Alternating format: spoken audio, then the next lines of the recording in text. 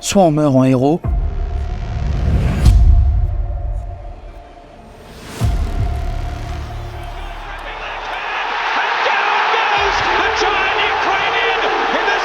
soit on vit assez longtemps pour se voir endosser le rôle du méchant.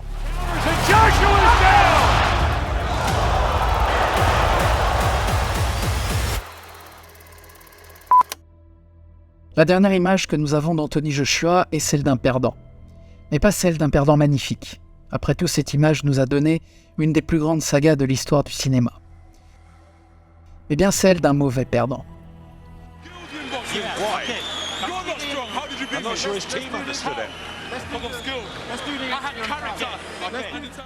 Pourtant, rien ne semblait faire vaciller le boxeur à qui tout semblait réussir et qui peut se targuer d'avoir redonné le goût de la boxe au grand public durant son ascension. Et qui surtout était connu pour son humilité aussi bien sur le ring qu'en dehors. You know the saying, stay hungry, stay humble. I'm hungry, I'm humble in defeat, and I'm gonna remain humble in victory. Et ce genre de phrases, elles sont faciles à sortir quand on gagne. C'est dans la défaite que l'on voit le vrai visage des champions. Et malheureusement, le visage que nous a donné Anthony Joshua ce soir-là n'est certainement pas le meilleur qu'il pouvait nous offrir. I'm not a 12-round fighter. Look at me. I'm a new breed of heavyweights. All them heavyweights, Mike Tyson, Sonny Liston, Jack Dempsey. Oh, yeah, you don't throw combinations like Rocky Marciano. Because I ain't 14 stone, that's why. I'm 18 stone, I'm heavy. En à peine 10 ans de carrière, Anthony Joshua est devenu l'un des boxeurs les plus connus dans le monde en unifiant pas moins de 4 ceintures mondiales. Mais à tout apogée succède sa chute. De sa première ceinture gagnée contre Charles Martins, à sa double défaite contre l'Ukrainien Alexander Usyk, en passant par son inoubliable combat contre Vladimir Klitschko, il est temps de revenir sur la carrière quasi parfaite d'un des plus grands boxeurs de notre génération, Anthony Joshua.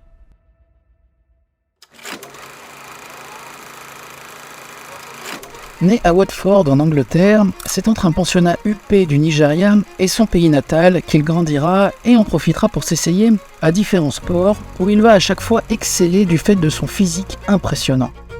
C'est assez tardivement, à 18 ans, que Anthony Joshua va se mettre à la boxe. Et là encore, il va connaître un succès fulgurant.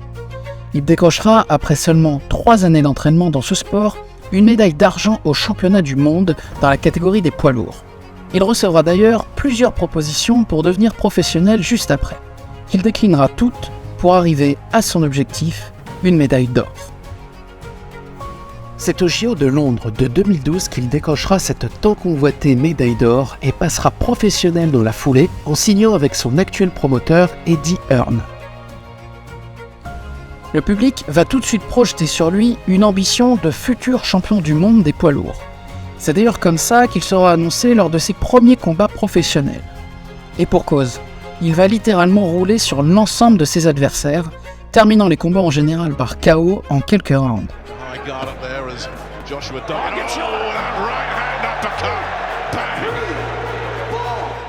Un de ses meilleurs combats de cette période reste celui qui l'opposait à Dillian Whyte, où l'on va assister à un combat électrique des deux côtés qui va même mettre en difficulté Joshua sur un crochet de Whyte qui le fait clairement vaciller.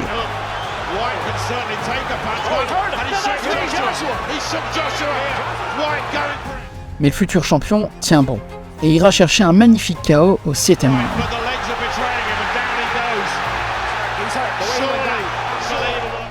La machine Joshua est lancée et il ne lui reste plus qu'à atteindre les sommets et c'est bien ce qu'il compte faire.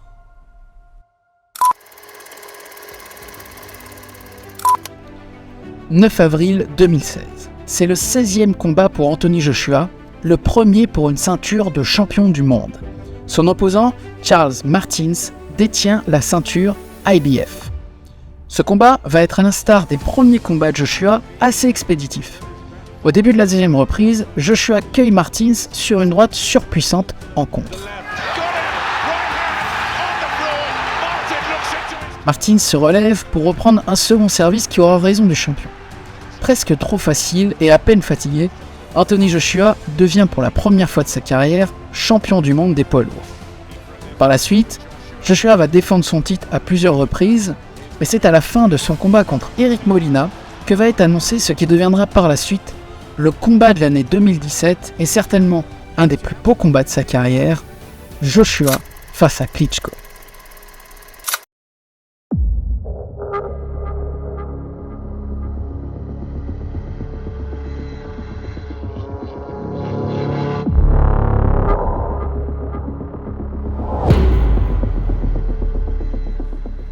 Un véritable legacy fight, un combat marquant la fin d'une génération de champions, laissant sa place à la nouvelle.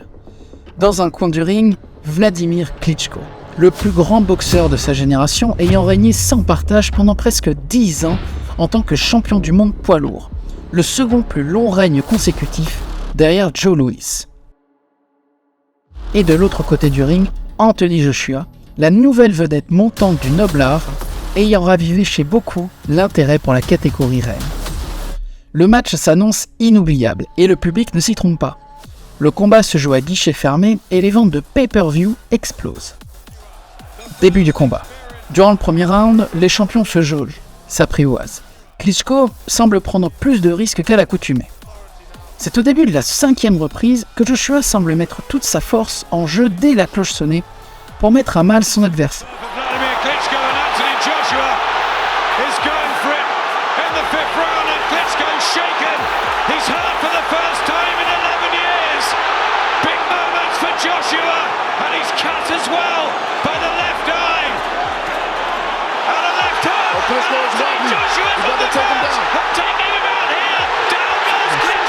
Et c'est chose faite. Klitschko va au tapis après une véritable pluie de coups de Joshua. Mais l'Ukrainien se relève et retourne la situation en mettant en lumière un Joshua ayant le souffle coupé. Lui qui n'a pas l'habitude des combats longs, le reste du combat s'annonce particulièrement compliqué pour lui. Et c'est là où Joshua va connaître sa première vraie difficulté.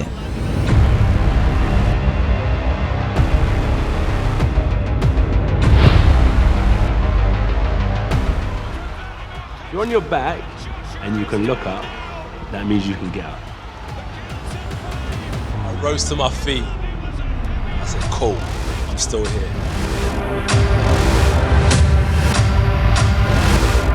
Joshua est tombé comme un boxeur doué, très doué, mais c'est en se relevant qu'il est devenu un véritable champion. C'est au 11e round que tout va se terminer.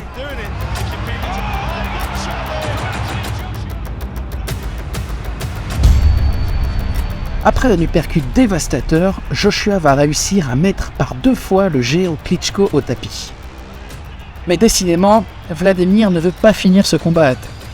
Joshua parvient à le coincer dans un coin pour tenter de l'achever. Ça ne sert plus à rien de continuer, l'arbitre met fin au combat.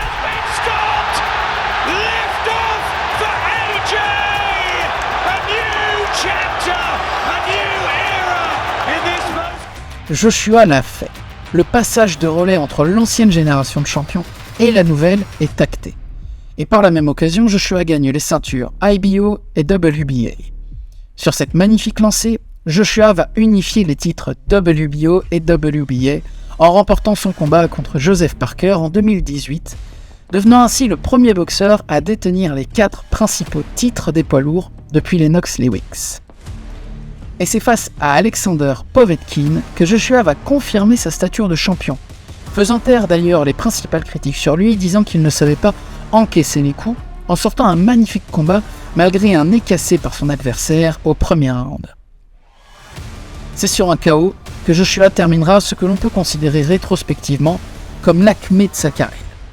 Ça y est, il possède les titres, il a l'attitude d'un véritable champion, il est particulièrement populaire, devient la coqueluche des médias et il permet même de raviver chez le grand public un certain goût de la boxe pour les poids lourds. Bref, Anthony Joshua est à ce moment-là un véritable roi. Mais pour combien de temps encore ?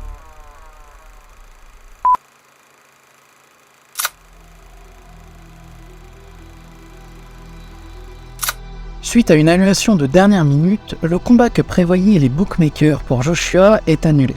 Au dernier moment est trouvé un petit boxeur, mexicain, un certain Andy Ruiz. Petit, quelques kilos en trop, il semble être le parfait opposé de Joshua. Et évidemment, personne ne croit au petit mexicain qu'on imagine sponsorisable seulement par les barres chocolatées Snickers. s'était fait charrier pendant toute la conférence de presse. Il a sorti un sneakers.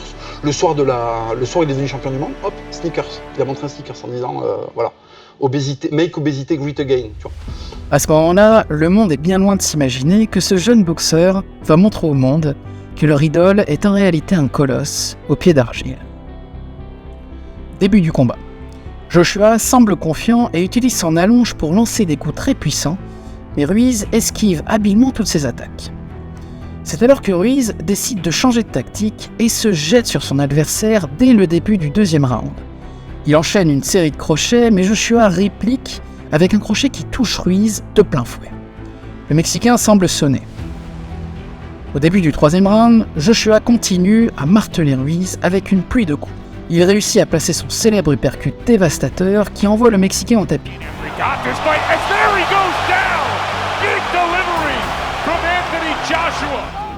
Ruiz se relève et continue d'encaisser les coups de Joshua. C'est alors que Ruiz décide de contre-attaquer. Il enchaîne ses coups sur Joshua et le met à terre.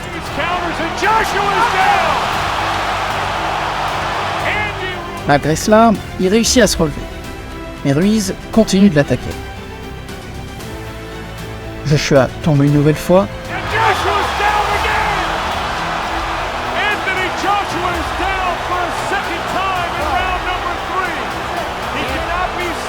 Joshua semble déjà asphyxié et est sauvé par le gong.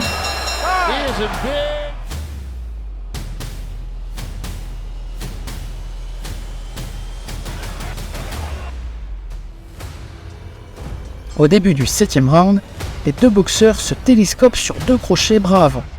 Mais contrairement à Joshua, Ruiz trouve l'énergie d'enchaîner et de pousser Joshua dans ses retranchements. Joshua est dans les vapes et tombe à terre. Mais il en faut plus pour venir à bout du champion. Mais Ruiz aussi n'a pas envie de partir sans sa victoire. Le Mexicain se rue de nouveau sur le champion qui retourne au tapis. Et pour la dernière fois du combat.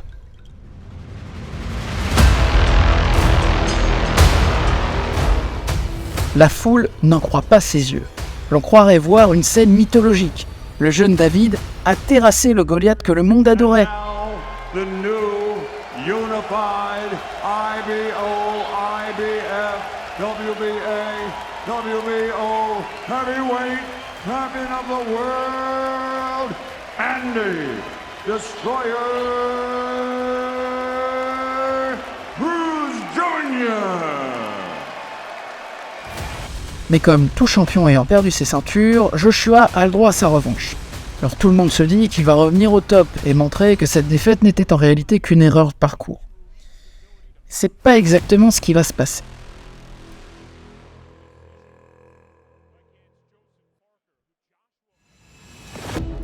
Le second combat entre Anthony Joshua et Andy Ruiz se déroule en Arabie Saoudite, 6 mois après leur première rencontre.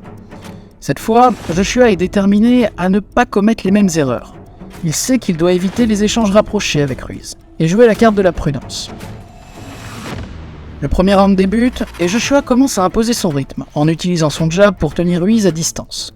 Au fil des rounds, Joshua garde le contrôle du combat en utilisant son allonge pour placer des coups précis tout en évitant les attaques de Ruiz. Joshua reste concentré sur sa stratégie et ne prend pas de risques inutiles. Finalement, Joshua remporte le combat par décision unanime des juges. And once again, the heavyweight champion of the world, the man known as AJ, Anthony Joshua. Le boxeur britannique a su corriger ses erreurs et profiter du manque d'entraînement flagrant de la part de son adversaire. Mais pour certains observateurs, le combat est resté décevant car Joshua n'a pas beaucoup pris de risques et s'est contenté de jouer la sécurité. Certes, cela lui a permis de gagner, mais le boxeur flamboyant d'avant semble avoir disparu. Et cela va se confirmer avec le combat qui va suivre contre Kumar Pulev, qui malgré la victoire par KO de Anthony Joshua suite à un magnifique crochet droit au 9e round, reste un combat assez peu intéressant car à aucun moment Joshua ne sera réellement mis en difficulté. Mais ce qu'il ne sait pas encore, c'est que cela ne saurait tarder avec son prochain et dernier adversaire en date, Alexander Usyk.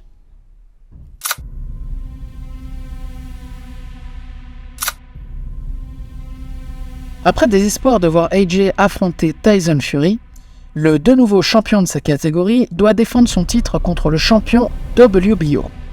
Un certain boxeur ukrainien comptabilisant 18 victoires pour 0 défaite, mais surtout qui détenait toutes les ceintures de la catégorie inférieure, la catégorie des lourds légers, et qui, clin d'œil du destin, avait été champion olympique la même année que notre AJ. Un boxeur plutôt petit pour sa catégorie, mais qui est connu pour sa technique irréprochable. C'est une véritable fête en l'honneur de Joshua qui est organisée. Feu d'artifice en son honneur, Joshua prend même le temps de saluer la foule avant de rentrer sur le ring. Alors que son adversaire, lui, semble peu confiant, rentrant très rapidement sur le ring et assez statique durant le show fait par Joshua. Serait-il impressionné ou simplement concentré? La cloche sonne. Usyk est le premier à toucher, et Joshua semble, dès le départ, mis en difficulté par la fausse patte ukrainienne. Dès le premier round, Usyk va mettre en place une stratégie qui va perturber Joshua tout au long du match. Contre toute attente, l'Ukrainien décide de rester à distance, malgré son manque d'allonge. Il combine cela avec une très grande mobilité sur le ring et des feintes de jab avant, lui permettant de toucher très souvent son adversaire avec son bras arrière.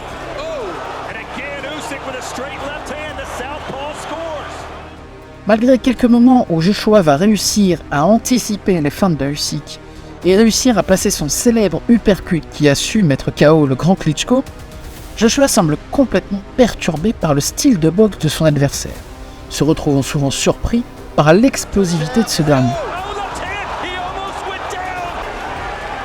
On a comme l'impression que la nouvelle stratégie de boxe de Joshua, qu'il a mis en place après sa défaite face à Ruiz, à savoir une boxe avant tout technique pour éviter de prendre des risques, est la pire des stratégies à avoir avec un boxeur aussi technique que Usyk. À certains moments, on dirait même que Joshua a perdu confiance en ses coups, ne mettant aucune force dans ces derniers, comme s'il avait perdu l'œil du tigre.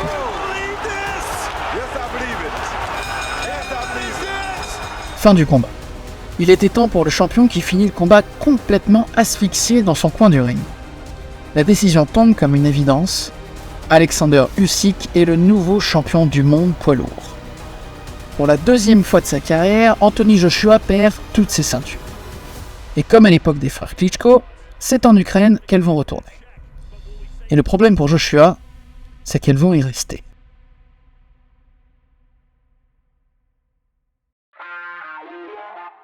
Après ce match, le promoteur de Joshua bataille sévère pour organiser le match retour pour son poulain. Mais la situation est difficile étant donné que Usyk, comme tous les hommes ukrainiens, est appelé sous les drapeaux. Mais un accord est trouvé et le match va bel et bien se faire. Jeddah, 20 août 2022, tout le monde se demande si Joshua va réussir à récupérer ses ceintures. Et de savoir si la star de boxe de notre époque va réussir à revenir à son prime. Le combat commence. Joshua semble avoir compris de ses erreurs durant le premier combat et n'essaye pas d'avoir Usyk sur le plan technique, mais plutôt d'aller chercher le KO en mettant moins de coups que son adversaire, mais beaucoup plus appuyé.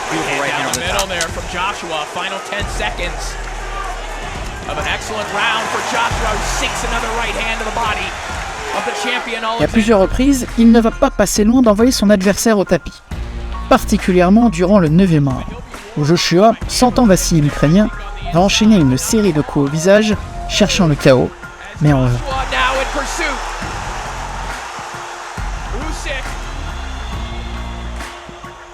Durant tout le combat, l'Ukrainien semble insaisissable sur le ring, avec un jeu de jambes et une technique impressionnante qui lui permet de placer énormément de coups tout en évitant de se faire toucher. Joshua fait très clairement un meilleur combat par rapport au dernier, mais l'on sent que Usyk domine son adversaire sur l'ensemble du match. Et ce qui devait arriver arriva. Alexander Usyk est annoncé gagnant du combat sur décision, cette fois-ci, partagée. La suite vous la connaissez. Joshua prend le micro pour faire un speech, prend les ceintures pour les jeter à terre. Bref, on sent toute la déception en lui dans ce dérapage. On sent bien qu'il pensait qu'à l'instar de ses combats contre Ruiz, il allait pouvoir récupérer ses ceintures. Mais je crois pas qu'on puisse vraiment lui en vouloir. The respect thing. So, for Alexander Usyk? No, respect. You feel you earned it back tonight. That everyone should be giving you it. No, well, from who? Who am I trying to earn respect from? Your public. It's not my business what they think of me. I don't really, do you know what people should respect me for? When I meet them and how I greet them, shake hands, yes please, no thank you. That's why I say don't respect me just because of the fight and the belts. Because that isn't what makes a man or a woman. I think it's your character and like how you treat people. So that's how I want to earn the respect. And I've always tried to kind of keep my feet on the ground. I make mistakes. Sometimes I do things from the heart without thinking, but other than that, I hope people can respect me for the man I'm trying to. Alors oui, l'image n'est pas belle. Aussi bien pour la boxe, pour le sport, mais surtout pour lui et sa carrière. Mais est-ce que cet épisode doit forcément marquer une fin pour Anthony Joshua ?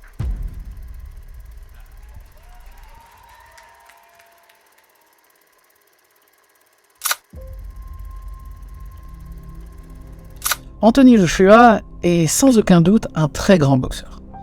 Il a une boxe particulièrement élégante et a su nous offrir des très beaux combats qui sont toujours aujourd'hui plaisants à revoir. Mais au vu de son parcours, on en est à se demander si au final, il ne s'agit pas d'un enfant gâté de la boxe. En ce sens que ses capacités physiques hors normes lui ont permis très vite d'arriver au top de sa catégorie, mais sans trop d'efforts de sa part. Et cela s'est vu dans sa carrière où il fut souvent mis en difficulté dès que les combats duraient un peu trop longtemps à son goût. Et cela se voit d'autant plus avec sa réaction après sa seconde défaite contre Usyk, même si cela se comprend car toute défaite dans la boxe est toujours dure à digérer. D'ailleurs, durant les mois qui ont suivi cette défaite, des rumeurs de fin de carrière anticipée circulaient dans le milieu de la boxe. Joshua va mettre fin à ces rumeurs en un tweet annonçant son combat contre l'Américain Jermaine Franklin, comptabilisant qu'une seule défaite face à un certain Dylan Wright. Le match se déroulera à Londres le 1er avril. Alors, qu'est-ce que l'on peut attendre pour ce combat ? On peut assez facilement considérer ce combat comme un match de reprise, de retour après une défaite qui, on le sait, l'a beaucoup affecté. Donc évidemment, une éventuelle défaite pourrait le pousser prématurément vers une fin de carrière. Mais en cas de victoire de sa part, d'autant plus s'il s'agit d'un beau match, avec un KO par exemple, il est tout à fait possible qu'il puisse revenir au top de sa catégorie. Si les titres sont de nouveau dispatchés, et étant donné qu'il possède un excellent promoteur, il serait tout à fait possible qu'il puisse de nouveau combattre pour le titre, et ainsi devenir pour la 3e fois de sa carrière champion du monde des poids lourds. Mais ça, seul l'avenir nous le dira.